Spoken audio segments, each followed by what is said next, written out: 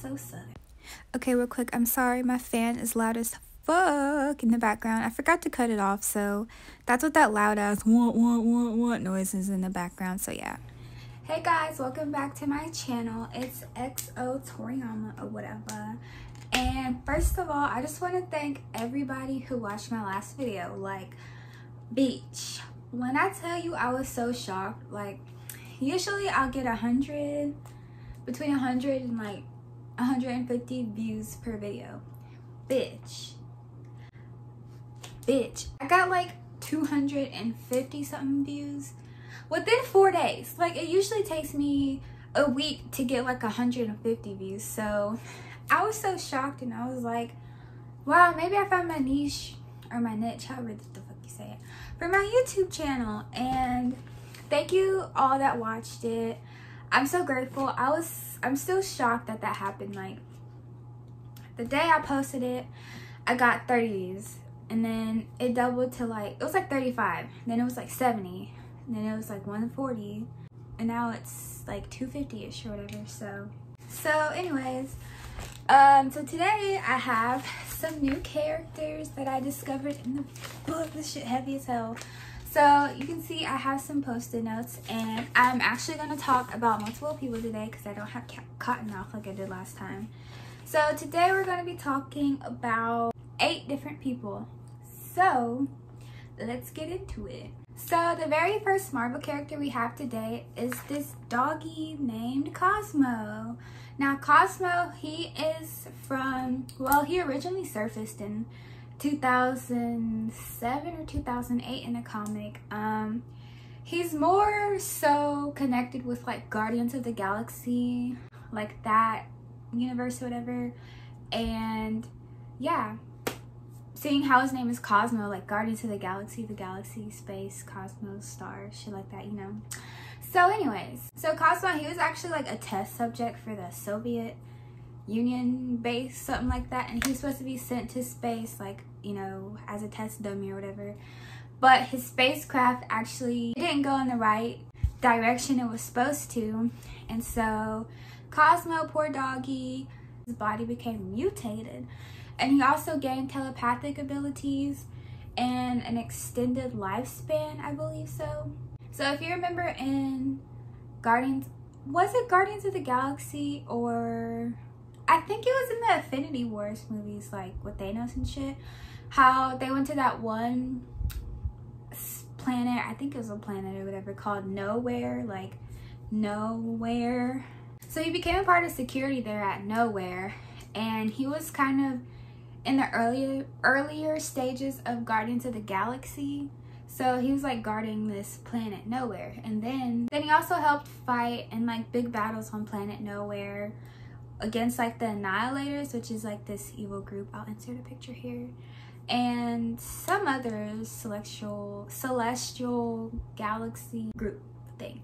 And after they defeated that, he became a part of a group called the Vigilantes or something like that on planet Nowhere, and he's still there now. So not really a lot of information, but I saw it was a dog, and I was like, oh, I gotta talk about the doggy. So 14 out of 10, good boy. He deserves all the Treatos and all the pedos, and yeah, good boy. So next we're gonna talk about Mesmero. I think that's how you pronounce it. I'm so bad at pronouncing names. Also, in my last video, I kept calling her John Grey, but I think it's Jean Grey. I took French class, so in my mind, I pronounced that as Jean, not Jean. I don't know. Anyways, so we're talking about Mesmero. So Mesmero, he was like a little party hypnotist. Like, he used his abilities to profit off of it, which I would have done the same thing. And he was a villain, and like while he was hypnotizing people, he would like make them give him their money and like their valuables and stuff like that, like running up a bag, you feel me? And then he like kind of went out and he became a part of this evil group called Super Villainy, basically a group of super villains or whatever. And then so later down the road, he had an interaction with Spider-Man, got his ass whooped. Then he And then he became like a hypnotist again for some reason. I don't really know what happened with that group, Supervillainy, but there was some type of disagreement or something. So he's just kind of like, I'm gonna do my own shit again. And so then he kind of acted like a agent for this group called Weapon X, which, as you can tell from the name, they make a bunch of cool weapons. Well, not cool, but they make a bunch of advanced weapons and stuff like that. And so he would do things for them in exchange to benefit his hypnotic abilities and stuff like that. And so then his hypnotic abilities got to the same level as like Professor X's. Like they had the same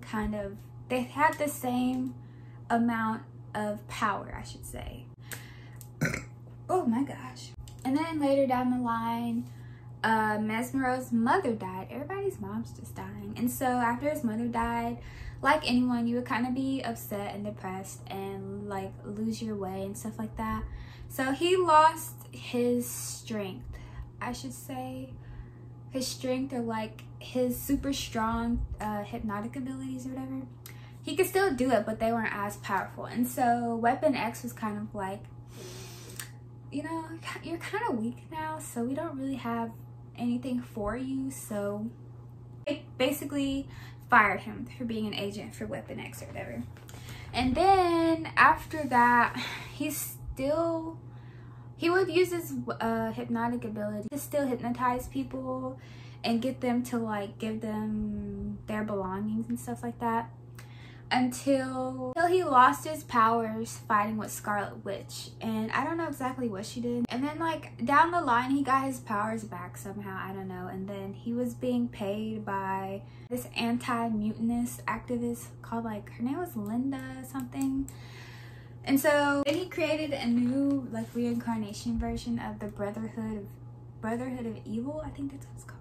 Yeah, the Brotherhood of Evil, which was created by Magma, I believe, from X-Men. And it's just like a bunch of evil niggas doing evil shit, pretty much. And yeah, that's the story of Mesmero.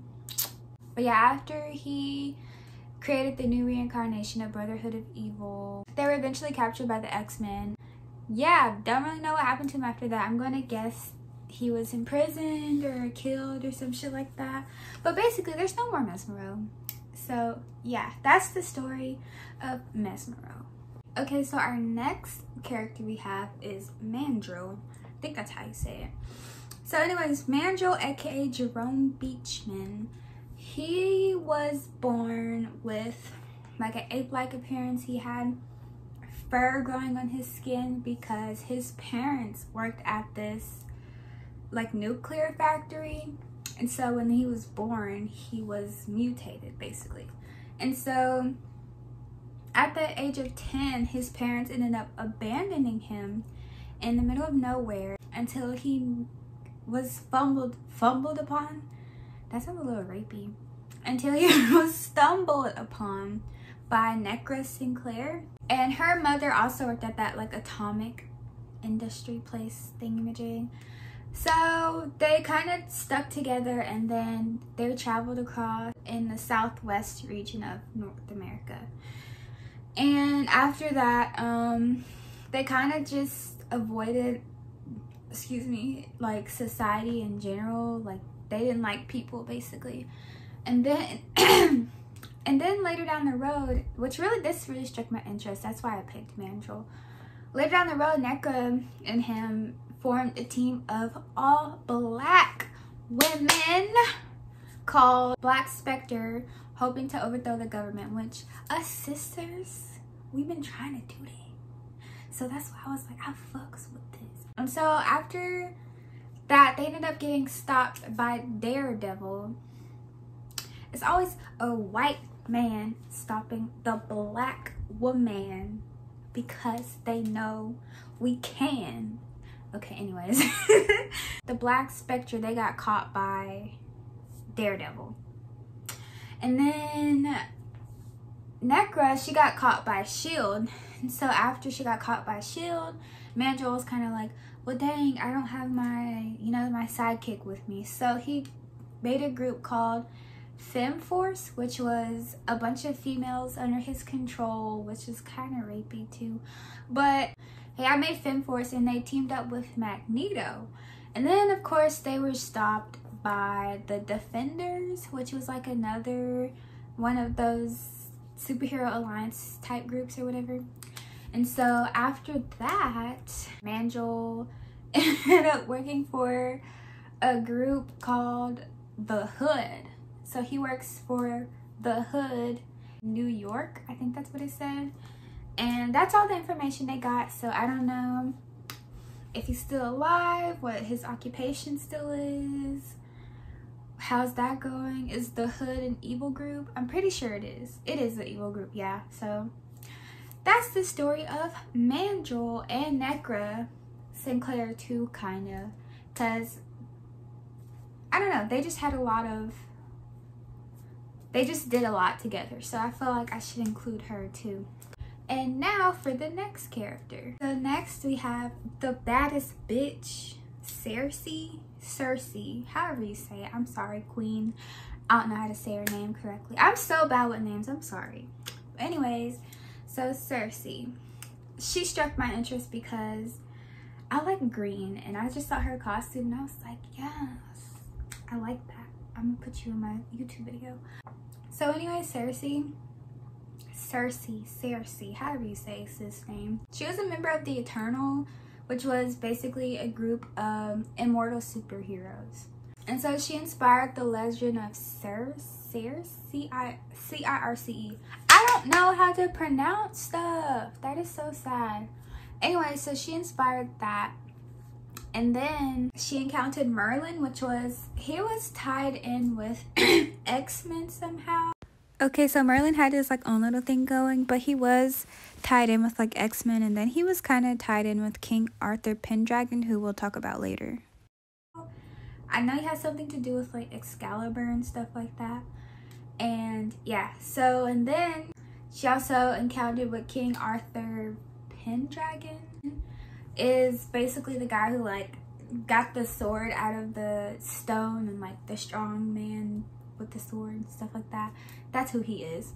And so she's trying to like prove herself to the Eternals after they were having struggles with the Deviants, which is like an evil group.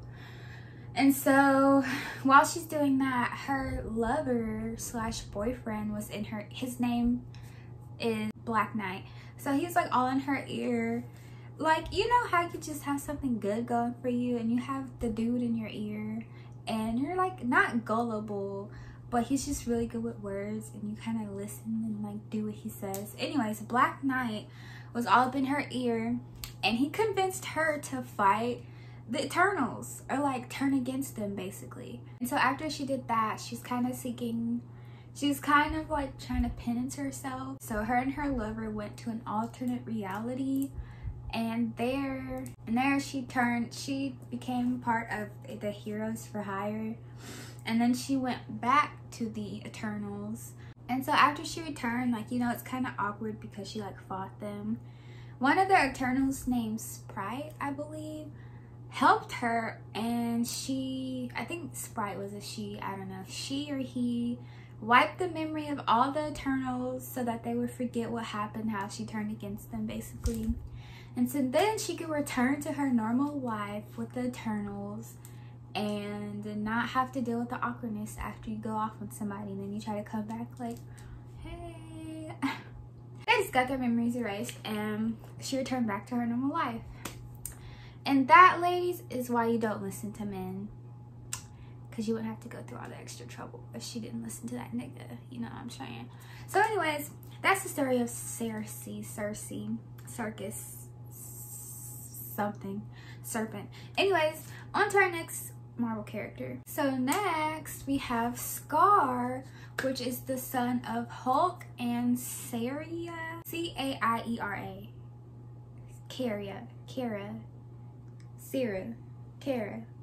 I don't know how to say her name. I need to go back to school. Anyways, yeah. I did not know the Hulk was a baby daddy. Oh, he got a little son or whatever. That's cute. I didn't know that. But anyways, So Scar. So Scar was born after the Hulk left Earth. After the Hulk left Earth to revenge the death of, you know, Scar's mother against the Illuminati. The way they word it in the book, I don't know. It says he left Earth, whatever, to fight Illuminati for his mother's death. So I don't know if it's if it's Scar's mother's death or Hulk's mother's death. I don't know. When he was born, he was like in a cocoon or whatever, and he was already like grown. Like my man's had meat on his bones. Like he was buff, and he was pretty much done growing. After he was born, he lost a battle against Galactar or Galactar or something like that, which is like an evil group, and he failed to save Sakaar, Sakaar, from Galactar. So after he was defeated, he decided to go to where his father was, Bruce Banner, and destroy him. I don't know why. I think maybe he was upset that his father left like after he was born. I don't know. So yeah, while he went to go defeat his father, sorry, I like move around a lot, but after he left to go defeat his father, Bruce Banner actually taught him how to defeat the Hulk, because at this time the Hulk didn't have the ability to turn into like the Green Hulk, because the Red Hulk had his powers somehow. I don't remember how that whole thing worked out, but yeah, I do remember that. So he couldn't turn into the Green Hulk. So I think the purpose of the training was for his son to learn how to kill the Hulk if he turns back into the Hulk. I didn't really understand that. But also he used this as a way to get to know his son, because, you know, of course he felt bad leaving your son right after he's born. Like, that's some messed up shit. So in the end, Scar didn't have the heart to kill his father. And so like the whole purpose of him being there was to learn how to kill his father, but he didn't. So he later like settled down in some land, and then Doc Green somehow had the ability to depower him, so he was no longer like this crazy strong man. And so after that, he ended up settling in some mountains or something like that, and he renamed himself Santos. And yeah, he just became a mountain man in like the Pyrenees Mountains or some shit like that. And that's the story of Scar. Low key, I would actually like to have a movie about him. Like, that would be interesting, because in the new Marvel movies, like, the Hulk doesn't mention anything about having a son. I never heard anything about a Kara, however you say her name. So yeah, I thought that was interesting. I actually like that one a lot. But anyways, without further ado, on to our next Marvel character. So next we have Hammer, which was an organization put together by Norman Osborn, aka Green Goblin, and his purpose was to basically wreak havoc. Somehow became like the US Director of National Security. So he named this group Hammer, and he named it that literally because like a hammer crushes stuff, and his purpose was to crush his enemies. Get it? Got it? Okay. Anyway, so Hammer, one of the first things they did was put a warrant out for Tony Stark's arrest, because Tony Stark failed to do like a, what do you call it? A secret invasion. So he failed, and he was like, let's get Tony Stark. And then after that, and he set up his own groups, like how X-Men and the Avengers and stuff had their own groups. And like he actually stole one of Tony Stark's suits, and then he painted it patriotic colors, and he called it, yes, Iron Patriot. And then the Hammer Association thing fell apart, failed to do an assault on Asgard, which is where Loki and Thor are from. And so after they failed to do that, everything just fell apart. Their giant helicarrier was destroyed, and yeah. And then later down the road, this woman named Deidre, D-E-I-D-R-E, Deidre. She tried to revive the organization with the help of AIM, which was like an evil group, but failed. So yeah, that's all that was in the book. So I don't know what else happened after that. So I guess they're all just sore losers. So anyways, that's what you get. Y'all really thought y'all could defeat gods? Gods? Are you serious? I don't know what crack he was smoking, but that ain't none of my business. On to the next character. So our next character is Topaz, another baddie. She was originally in a comic called Werewolf by Night, which is in 1974, which is the year my mom was born. So she was called a witch because, like, in the desert when she was a child, she made a flower bloom, and you know, in the desert it's dry, ain't no water, so of course you're gonna have to have some kind of powers to have a flower bloom in the middle of the desert. So after that, she was branded a witch, and then she was sent to prison, and then she was adopted. And sorry, someone texted me. She was adopted and she started learning the art of taboo, and then she basically became like a taboo, what do you call it, not a sorcerer. And so for some reason she really wanted to pursue or find Werewolf by Night. His name was Jack Russell, I think. So she turned on her mentor, which I don't know why. Maybe the mentor was the one maybe the mentor kept her in prison because she was previously in prison, and then she's kind of forced to do taboo with her mentor. So maybe that's why. And maybe the mentor, I'm assuming, maybe the mentor just didn't want her out of their presence. That's what I kind of get, because why would you just turn against someone who adopted you, you know? Anyways, and then also the reason she turned was because she didn't want Werewolf by Night or Jack Russell to be harmed by her mentor. So I don't know who this Jack Russell guy is, but maybe she had a thing for him, or I don't know. So anyways, later down the road, she ended up joining forces with 2 other witches. Don't remember their names, never heard of them before. And so after she joined forces with them, they were trying to recover some book which I cannot pronounce. Don't know how to pronounce that. I'm not even going to try. They wanted to find this book in order to wipe away the evils of the earth. And I don't know what type of power it possesses or anything. So yeah, that was the end of her description. Never know if they accomplished their goals or not. It was back in the 70s, so I don't know. So now we're going to move on to our last character. So our last character is Yellow Jacket, and I really like the way his his gear looked, I guess. If you're a superhero, would you call your gear a costume? Like Iron Man, what did he say? I'm about to go get to my costume. I don't know. So Yellow Jacket, aka Darren Cross, got his costume from Rita something, who stole the costume from the Avengers mansion or something like that. And so he like stepped up after she stepped down from doing that, I suppose.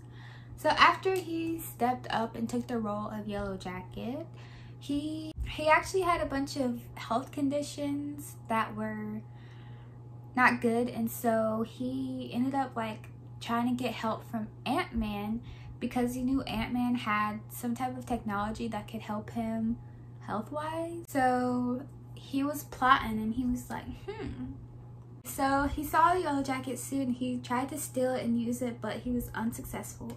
Like, if you're gonna steal somebody's stuff, you're not gonna know how to use it. Like, I always thought about that, how robbers would steal people's cars and stuff like that. And I'm like, you probably don't even know how to use it, because I remember one time, I'm getting off topic. One time I test drove a BMW. I did not know how to turn the car on. Like, it was so complicated. I was literally in the parking lot for 20 minutes 20 minutes trying to figure out how to turn on the car. So I don't get how thieves do that shit. Anyways, back on track. Well, he got in the suit, but he was unsuccessful trying to attack Ant-Man with Ant-Man's own shit. Like, you're not... How are you going to try to attack someone with their own shit? They know everything about it. And then after being a loser-ass bitch, he joined Baron Zemo's Army of Evil, which sounds like a bunch of loser shit to me. And the whatever Army of Evil, or what's the guy's name? Something Baron, whatever. He's like an evil person, basically. And so yeah, that's the story of Loser Yellow Jacket. But I'm not gonna lie, the Yellow Jacket suit or whatever was kind of fire. Like, it was cute. So I probably would have tried to steal it too. I don't know. Anyways, thanks for watching. And again, I'm gonna show y'all the book again if y'all didn't see it in my last video. So here's the book. Okay, there's a lot of pages. There's like, let's see. Yeah, there's like over 400 pages. Ow, this is heavy. And I mean, they have so many characters in here that I never heard of. And I'm gonna get closer. And yeah, you should definitely get this book if you want to learn more about Marvel characters and, you know, vehicles and weapons and stuff like that. They do have the main Marvel characters in here, like Iron Man, Ant-Man, Hulk, Guardians of the Galaxy, Thor, Captain America, motherfucking Blade, shit like that. So yeah, you should totally get the book. And then I'll show y'all my other book too. So this is the other book, and I'm actually gonna make another video about this. I'll probably make another video tonight. Like, I have so much energy, I don't know why. But this book, it's like the actual timeline of Marvel. And then there's 6 timelines, I think. And then within each timeline, it tells you like the things that happened during this time in comic books, like the memorable things. And yeah. I just love the art. It's so beautiful. I'll take retro Marvel over modern day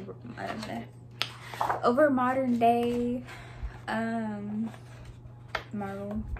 But yeah, so anyways, thank you guys for watching. I'll be making another video soon. Thank y'all for watching, and I'll see y'all in my next video. Bye.